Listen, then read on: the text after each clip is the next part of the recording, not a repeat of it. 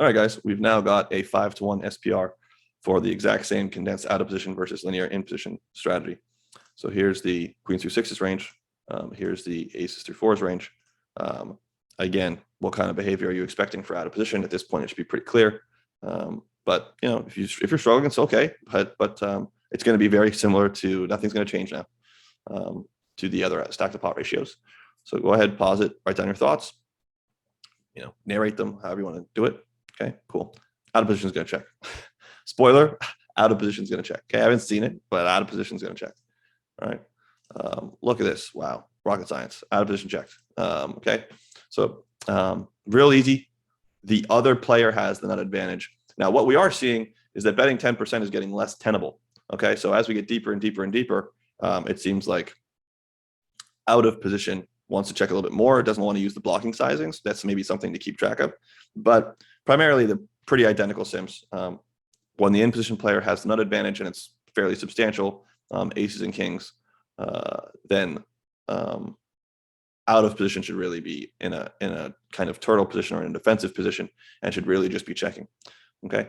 And with that, we can go ahead and take a look at the in position strategy.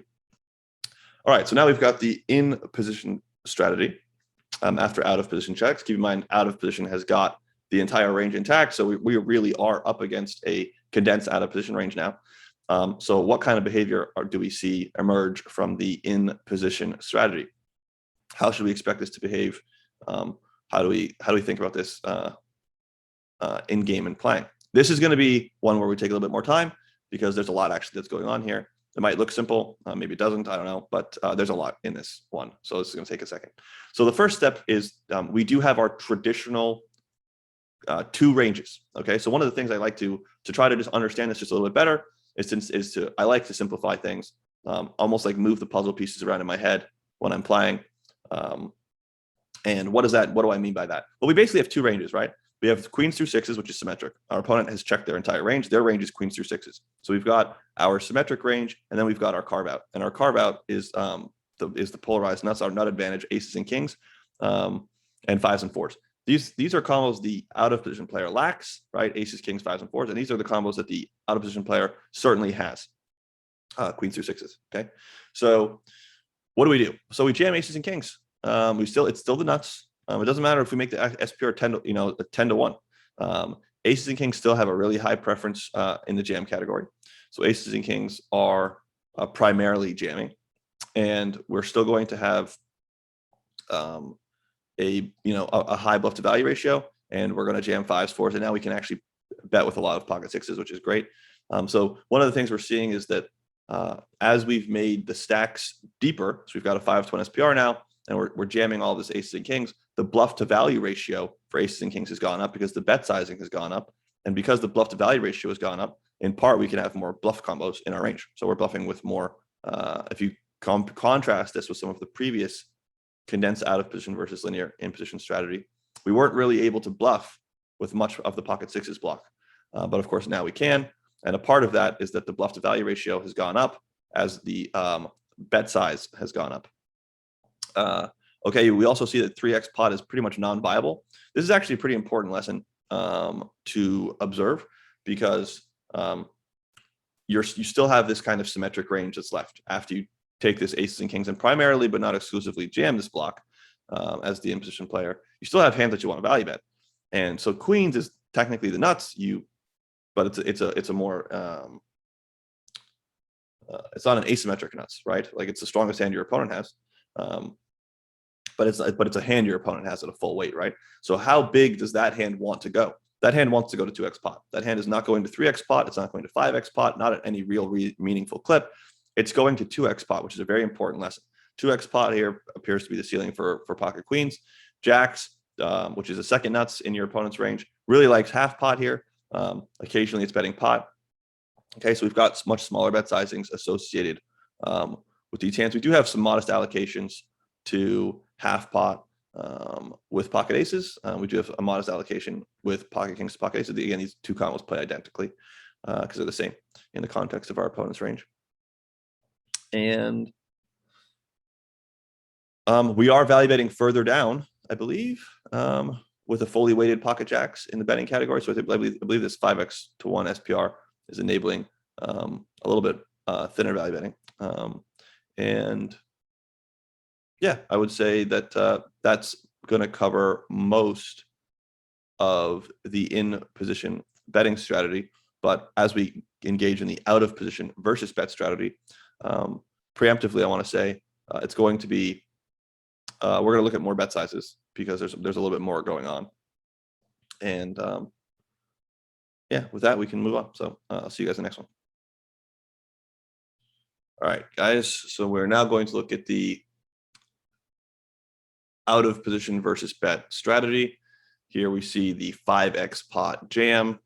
So very quickly, let's just take a quick look what we were expecting in terms of fold percentage here. So we've got a bet of 5x pot. Total is going to be 6x pot after the jam. This will be the fold percentage we expect. So we're expecting something like an 83% fold. We're getting 84. It's close. What does that mean in practice? It means calling with pocket queens primarily and basically folding the rest of the range. So you can see why, or you can pretty much immediately see why this is not a really viable action to take if you have pocket queens. Okay, so you can understand now if you're the in position player with pocket queens and out of positions defending strategy is just a call with queens if you jam for 5x pot. Jamming pocket queens doesn't really do anything. You don't make any money. Jamming, you could say like, oh, there's a sliver of pocket jacks here. Well, guess what? If you added queens to the range for jamming for 5x pot, this queens would go away, or sorry, this jacks would go away, and it would just replace it with this 11.5% fold with queens here. So there is a way to destroy the EV of a combo by betting too large, even if that combo is basically the nuts, as long as that nut combo is not asymmetric. And that's a very important insight. So I'll say it again. If you have the nuts, but it's not asymmetric, and you bet too big, you can destroy the EV of the hand because you can take what is the nuts, jam it, and get called by only the nuts. Okay.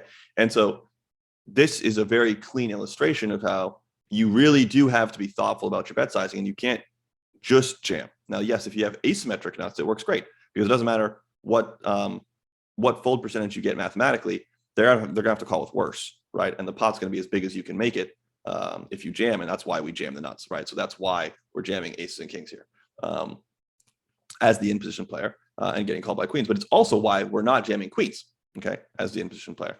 Okay, so we're floating back and forth a little bit between the bet and versus bet strategy here, but I think it's very important insight to get. So that's the bet 500. We'll go ahead and take a quick look at the bet 200. Of course, the bet 300 is really not utilized. 200 is really where pocket queens comes in. So in the bet 200 category, keep in mind there's a modest allocation, I believe, of aces and kings.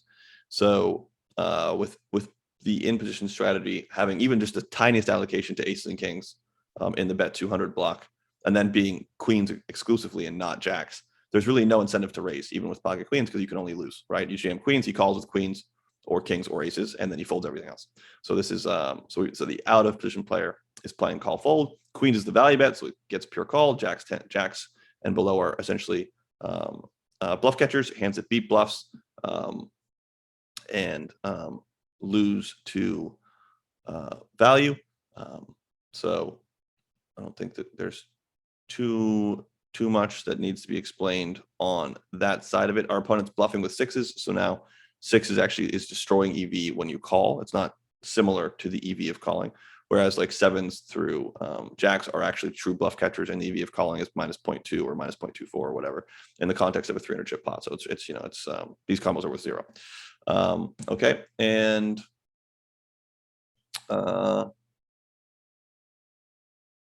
let's see, do I want to take a look at the pot size? How often is that chosen? Maybe we take a look at half pot. That's another commonly chosen sizing choice. So half pot here is, of course, mostly pocket jacks. And so when half pot is mostly pocket jacks, the in position player now has an incentive to raise pocket queens, but you're still indifferent, and that's because there's a pretty reasonable allocation of aces and kings to that range, which is driving us towards indifference.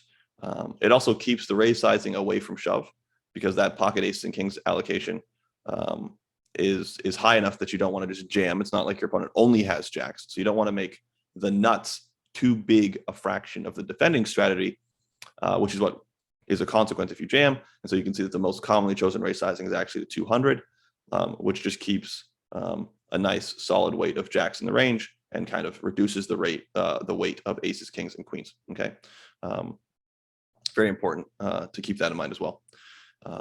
And so with that, we can go ahead and wrap up the out of position versus bet strategy.